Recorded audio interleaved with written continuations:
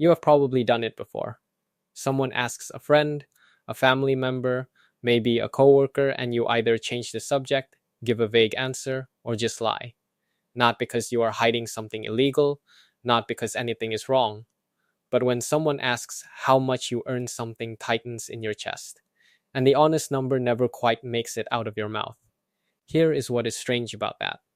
You would tell that same person what you paid for your phone. You would tell them your rent, your relationship problems, your biggest failures, but your salary? That stays locked away even from people you genuinely trust. Why? Most people assume it is ego, or privacy, or just how they were raised. But the real reason goes much deeper than that, and it has nothing to do with money. In this video, we are going to break down the hidden psychology behind why salary silence is almost universal and why understanding it changes how you see your own financial behavior. To understand why people hide their salary, you have to understand how the human brain processes social information. Your brain does not separate financial judgment from social rejection. To your nervous system, being judged for your income feels the same as being excluded from the group.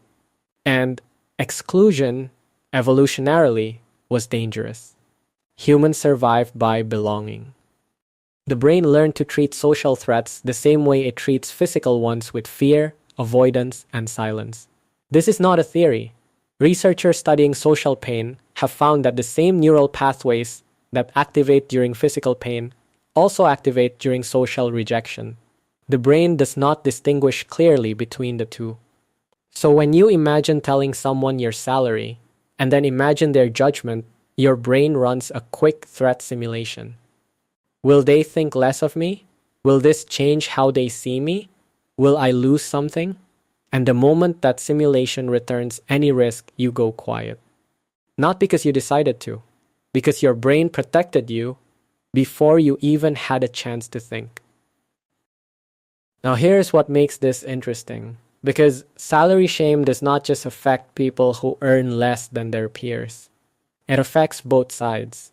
If you earn less than the people around you, you hide it because you are afraid of being seen as behind, less successful, somehow not enough. But if you earn more, you hide that too, because now you are afraid of being seen as showing off, of making others feel bad, of becoming the target of resentment or expectation. Think about that for a moment. The person earning $30,000 a year is hiding their number. The person earning $130,000 is also hiding their number. For completely opposite reasons, but the behavior is identical. Silence from above. Silence from below. And in the middle, everyone is operating completely blind, making financial decisions based on assumptions about what other people earn, which are almost always wrong. Behavioral economist Robert Cialdini spent decades studying how humans use other people as reference points for their own behavior. His work on social proof shows something striking: we constantly look to others to determine what is normal, acceptable, or appropriate for us. Money is no different. We instinctively benchmark our income against the people closest to us. And that benchmark shapes how we feel about ourselves financially, regardless of our actual numbers. But here is the trap. Because nobody reveals their real number, the benchmark we are comparing ourselves to is not real. We compare our actual salary to an imagined version of everyone else's. And that imagined version is almost always inflated because people's visible lifestyle rarely matches their actual income. The colleague with a nice car might be financing it on a salary barely higher than yours. The friend who always pays at dinner might be quietly drowning in credit card debt. But because nobody talks, you fill in the gaps with assumptions, and your assumptions make you feel worse than the reality would. Daniel Kahneman, the Nobel Prize-winning psychologist, described how humans systematically overweight the financial reality of people they observe versus their own. We see the external signals, the clothes, the holidays, the lifestyle, and reverse engineer an income that probably does not exist. and then we go quiet about our own number because it does not match the imaginary number we invented for everyone else. Picture two people, same company, same job title. They have lunch together twice a week. They complain about the same manager. They talk about their weekends, their relationships, their stress, but neither of them has any idea what the other earns. Not because it never came up, but because every time it almost did, one of them redirected the conversation, changed the subject, said something vague like, "Oh, you know enough to get by." This happens in almost every workplace in the world. And the cost of that silence is not just personal discomfort, it is financial. Studies on wage transparency have consistently shown that when employees do not know what their colleagues earn, salary gaps widen, particularly along gender and ethnic lines. The people who are already underpaid stay underpaid because they have no data point to negotiate from. Salary secrecy does not protect workers, it protects the employer. But even knowing that, most people still go quiet because the psychology is stronger than the logic. It is not just coworkers.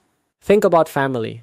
For many people, especially in South Asian, African, and Middle Eastern families, money is simultaneously the most important topic and the most forbidden one. Parents work their entire lives to provide financial security. Children grow up watching money anxiety in silence. And then, those children become adults, earning their own income, and they carry the same silence forward. A young man lands his first real job. His parents ask how it went. He says good. They ask if it pays well. He says decent. They never get the number. Not because he distrusts them, but because the conversation around money in his home was always either tense or absent. And he does not know how to start one that is neither. Money conversations feel like a minefield because nobody was ever taught to walk through one safely. So people avoid the field entirely. Now let us talk about friends. Friendships are built on honesty. But there is usually one subject that stays permanently off the table: real numbers. People in the same friend group will spend years quietly comparing themselves to each other. Who is doing better? Who is falling behind? Who made the smart career move? All of it based on signals, not data. The friend who bought a house, you assume they are earning serious money. Maybe they got a family loan. Maybe they are stretched to the limit. The friend who is always traveling, you assume they must be doing well. Maybe they are racking up debt on a rewards card they cannot pay off. The friend who seems stressed about money all the time, you assume they must be earning less than you. Maybe they are earning more, but spending worse. None of these assumptions are based on reality, but all of them shape how you feel about your own income. And the silence that produced them is the same silence you are also participating in. Here is what the silence actually costs you beyond the emotional weight of it. When you do not know what people in your field actually earn, you cannot negotiate effectively. Most people ask for what they think they can get, not what they are actually worth in the market. A software developer who hides their salary from peers has no real benchmark. They accept an offer that feels reasonable, not knowing their colleague doing the same work 3 desks away is earning 40% more. This is not hypothetical. Salary transparency research published over the past decade has repeatedly shown that workers with access to pay data negotiate higher starting salaries, receive larger raises, and are more likely to leave underpaying employers. The information gap does not hurt everyone equally. It almost always hurts the people already earning less. And yet, even after reading this, most people will still hesitate to share their number, because the psychology we talked about earlier does not disappear when you understand it. The threat signal still fires. The shame still rises. Understanding why you feel something does not always stop you from feeling it, but it does change what you do next. Earlier I said the reason you hide your salary has nothing to do with money. Here's what I meant. The salary number itself is neutral. It is just a number. What makes it feel dangerous is what you believe it says about you, your worth, your intelligence, your choices, your place in the social hierarchy. The number becomes a verdict. And nobody wants to be judged on a verdict they are not sure is fair. But here's the thing, the verdict is never as harsh as you imagine. Research on salary disclosure has shown that reactions to pay transparency are almost always more neutral than people expected. The conversation people spent years dreading is usually fine, sometimes even helpful. The fear of the judgment is almost always worse than the judgment itself. The brain, running its threat simulation, consistently overestimates the risk, which means the silence is costing you more than the honesty ever would. So, what do you do with this? The goal is not to start announcing your salary at every dinner table. That is not the point. The point is to understand that the silence you have been keeping is not a personal quirk. It is a psychological pattern shaped by how the brain handles social threat, reinforced by a culture that treats money as a moral indicator rather than a neutral metric. Your salary does not define your value. It reflects one moment in time, one negotiation, one market, one decision made with the information you had available. The person earning twice your salary is not twice as smart, twice as hardworking, or twice as deserving. They might just have had better data, a better moment, or a better conversation. And that is the real insight here. The financial system runs on information asymmetry. The people who share information, who compare salaries, who talk openly about income, who understand what the market actually pays consistently, come out ahead.